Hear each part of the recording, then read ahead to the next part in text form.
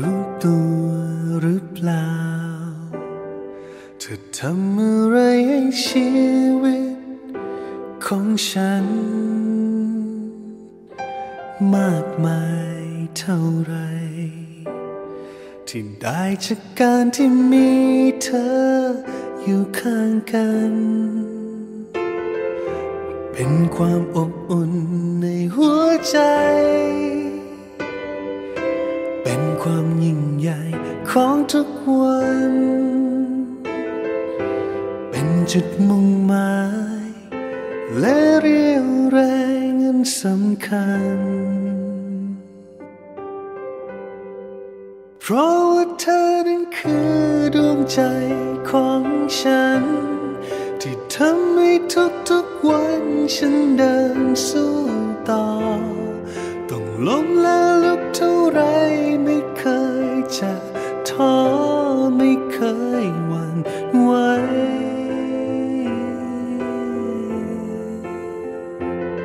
ขอเพียงยังมีเธออยู่ด้วยกันตลอดไป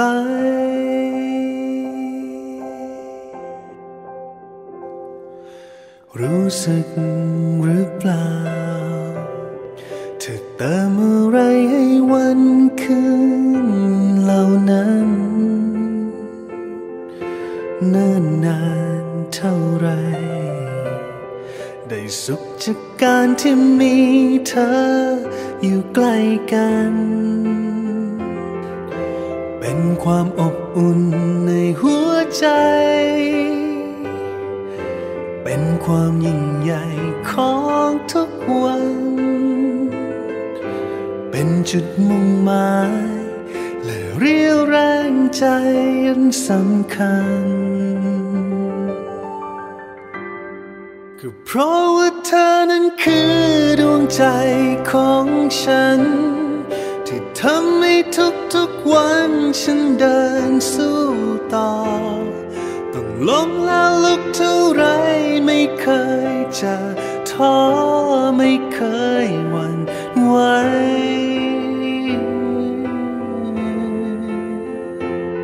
ขอเพียงยังมีเธออยู่ด้วยกันตลอดไป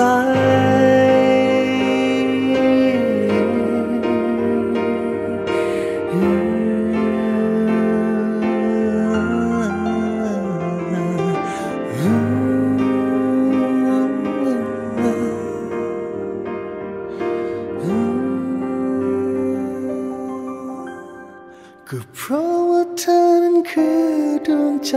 ของฉันที่ทำให้ทุกวันฉันเดินสู้ต่อ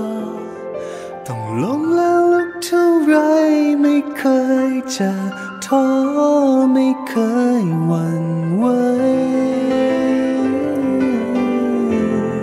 ก็เพราะว่าเธอนั้นคือดวงใจ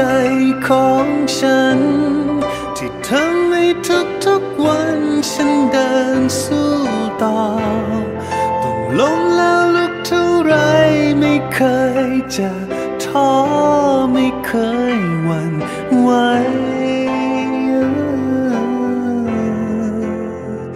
ขอเพียงยังมีเธออยู่ด้วยกันขอเพียงยังมีเธอเดินเคียงข้างฉัน